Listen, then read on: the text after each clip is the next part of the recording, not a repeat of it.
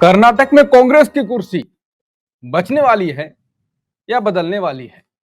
कर्नाटक की सियासत में इस वक्त सबसे बड़ा तूफान चल रहा है deputy CM DK Shivakumar बनाम सिद्धारमैया के बीच।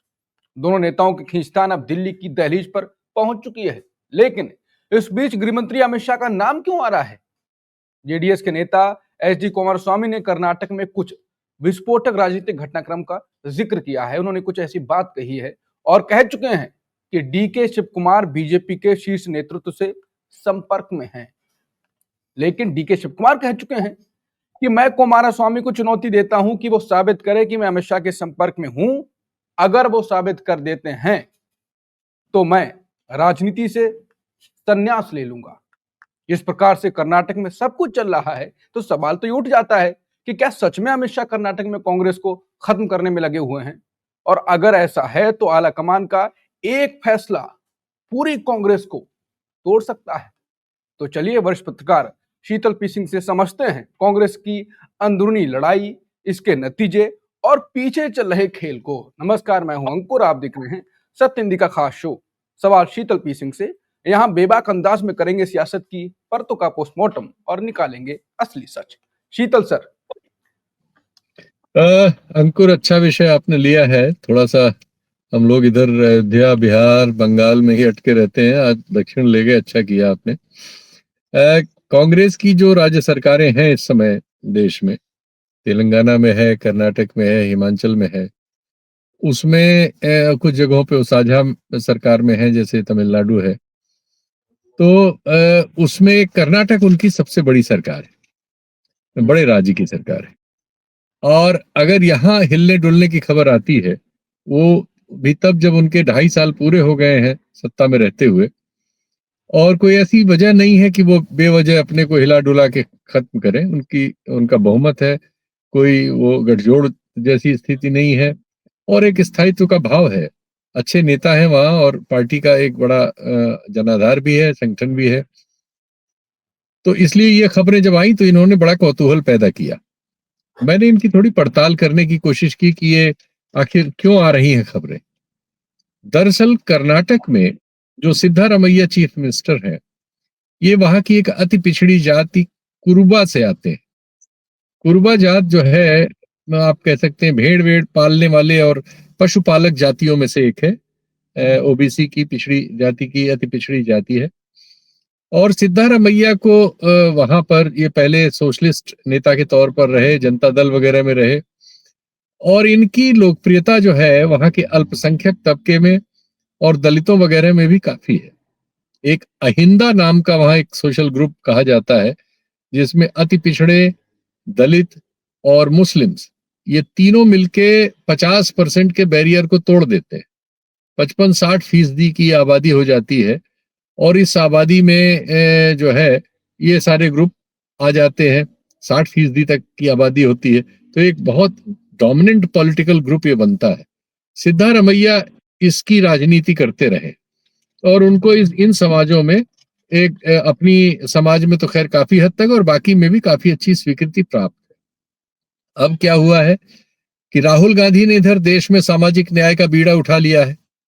जो काम पिछड़ी जातियों की और दलित समाज की बहुत सारी पार्टियां जिनके दावे करके उत्तर भारत के, मध्य भारत के बहुत सारे राज्यों में सत्ताओं में रही और उन्होंने नहीं किया, उन सब कामों को करने और अपने पिछली गलतियों को मानने का आधार बना के राहुल गांधी ने ये प्लैंक राष्ट्रव्यापी स्तर पर उठाया, और इस सवाल को वो हमेशा आगे बढ़ाते हैं। उन्होंने ये भी कहा है कि वो 50% के जो आरक्षण का बैरियर है कई जगह, ये उसको भी तोड़ने के पक्ष में है अगर जनगणना वगैरह में तथ्य उसके विपरीत आते हैं। तो यानी जो राजनीति राहुल गांधी एक राजनीतिक विचार आप कहिए जो कांग्रेस में अनुपस्थित हो गया था पिछले कई दशकों में, और सिर्फ सत्ता में रहना और सत्ता खो देना यही विचार रह गया था, उसकी जगह राजनीतिक विचार लेके जो वैकल्पिक विचार है, एक विचार है जो इस समय सत्ता में है जिसका नेतृत्व मोदी जी कर रहे हैं, वो अपने को पिछड़ा कहते हैं, लेकिन उनके फैसलों से पिछड़ी जातियों को लाभ होता हुआ कहीं नहीं मिलता। वो आदिवासी को प्रधान देश के राष्ट्रपति बनाते हैं, दलित को बनाते हैं, लेकिन रिजर्वेशन जहां जहां उन लोगों को मिला है वहां हम पा रहे हैं कि नौकरियां या तो गायब हैं या उनको एनएफएस वगैरह घोषित करके उनसे छीन ली जा रही है। तमाम जगह दलितों पे अत्याचार की घटनाएं जो है बढ़ी हैं। तो एक है कि एक आचरण में दूसरा है और कहने में दूसरा है, और दूसरी ओर है कि राहुल गांधी उसका विकल्प लाना चाह रहे हैं जो सचमुच में आचरण में वो हो। तो कैसे हो, इसके लिए कर्नाटक में और तेलंगाना में दोनों जगह उनकी पार्टी ने किया है कि उन्होंने जाति जनगणना जैसी एक एक्सरसाइज, एग्जैक्टली जाति जनगणना करने का अधिकार किसी राज्य को नहीं है, लेकिन वो सामाजिक और शैक्षिक सर्वेक्षण जैसी चीजें कर सकते हैं। सर्वेक्षण तो कोई भी कर सकते हैं। तो वहां एक सामाजिक और शैक्षिक सर्वेक्षण कई महीनों से चल रहा है। दिसंबर में उसके नतीजे आने वाले हैं। अगर ये नतीजे आने के बाद जैसी कि इनकी योजना है और जैसा लोग समझ रहे हैं, ये संसद उनके सदन के, विधानसभा के सदन के पटल पर जाता है और उसमें इन सामाजिक समूहों का जो अति पिछड़ी जातियों से आते हैं, अल्पसंख्यकों से आते हैं, दलितों से आते हैं, इनका जो रिजर्वेशन का कोटा है उसमें नए प्रस्ताव आते हैं जो उस कोटे को बढ़ाते हैं। तो वो चीजें जो है वहां की राजनीति में भूचाल लाने वाली। भूचाल दरअसल आ रहा है बीजेपी को समर्थन देने वाली लिंगायत जाति में, और जो कांग्रेस के दूसरे बड़े नेता है डीके शिव कुमार, और वहां की एक राजनीतिक परिवार है जो हमारे देश के प्रधानमंत्री भी थे, देवगौड़ा साहब, उनका जो परिवार है, वो लोग, वो कलिगा एक दूसरा सोशल सेक्शन है। ये दोनों सोशल सेक्शन जो है अपने, इनके बारे में 13 से 15% के आसपास कहा जाता है, यानी दोनों मिलकर 28-30% कॉन्स्टिट्यूट करते हैं वहां की आबादी में। लेकिन ये डोमिनेंट कास्ट है ये दोनों, और आते तो सब ओबीसी में ही है घूम फिर के, लेकिन ये डोमिनेंट कास्ट है। तो इन डोमिनेंट कास्ट की वजह से इनमें राजनीतिक प्रतिद्वंदिता रहती है, लिंगायत और वोक्कालिगा में।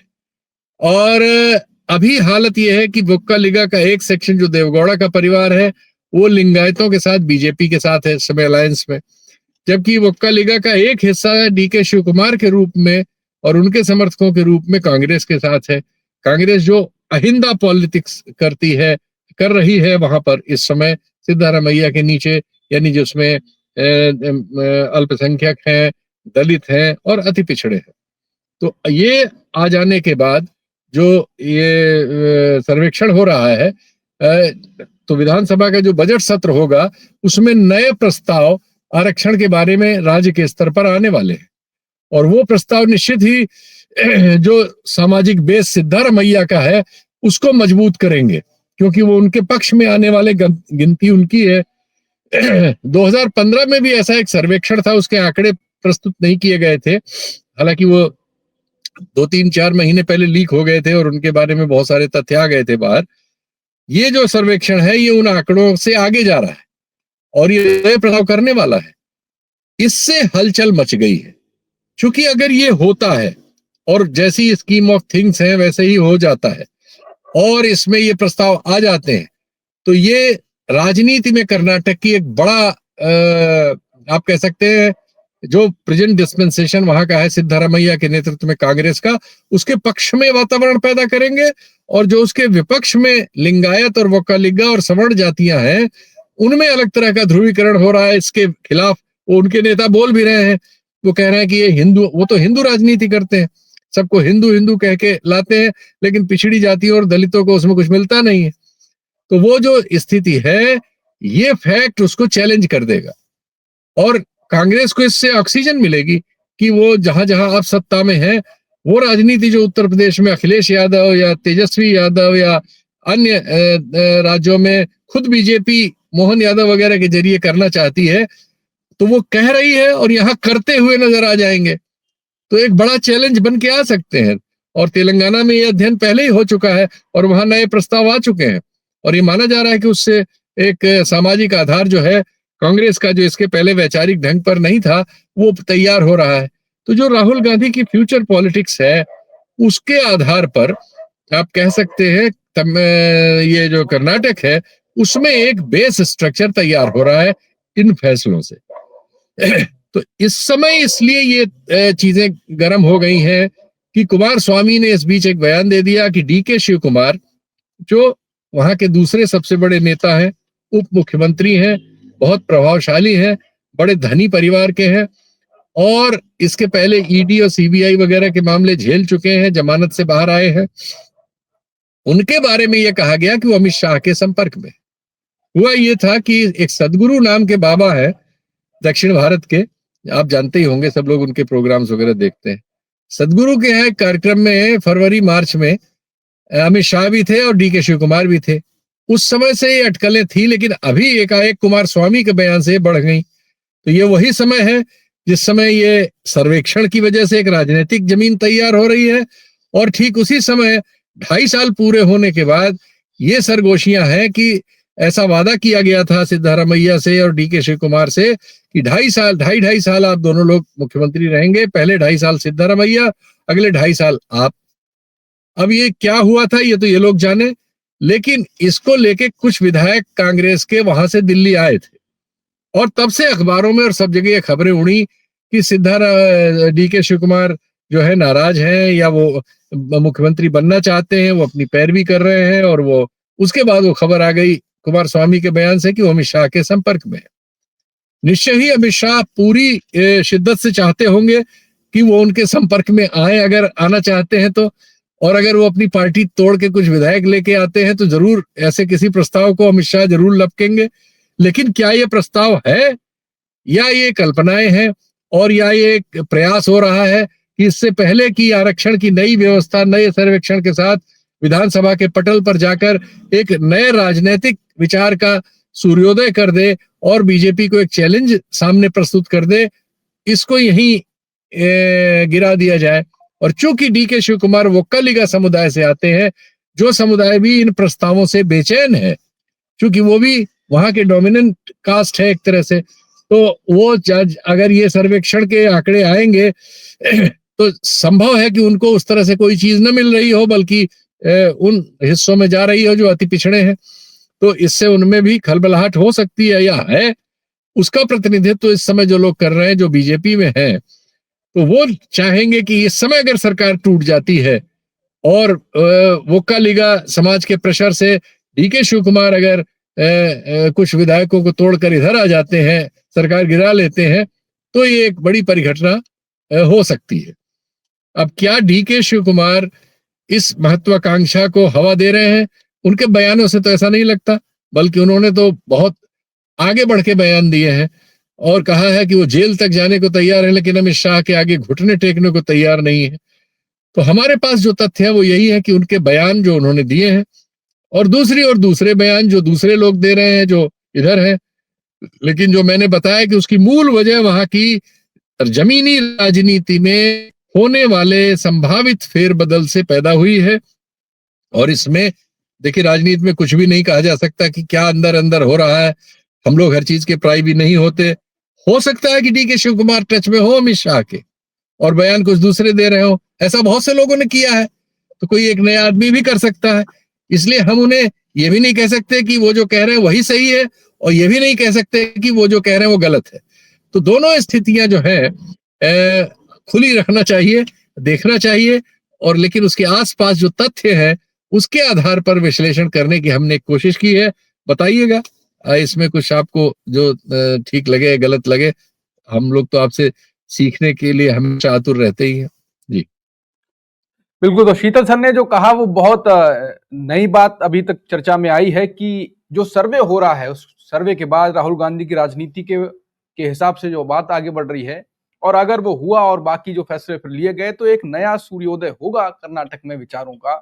और उससे पहले ये घटनाक्रम, तो शंकाएं तो कई जाती हैं, अमित शाह की भी जाती हैं और पूरा समझाया भी शीतल जी ने आपको। अब देखते हैं कि उससे पहले सरकार पे खतरा आएगा, और खतरा आएगा तो फिर जो बात शीतल सर ने कही वो सच होगी या नहीं होगी। जो भी होगा हम आपके सामने लेकर आते रहेंगे। तब तक के लिए नमस्कार।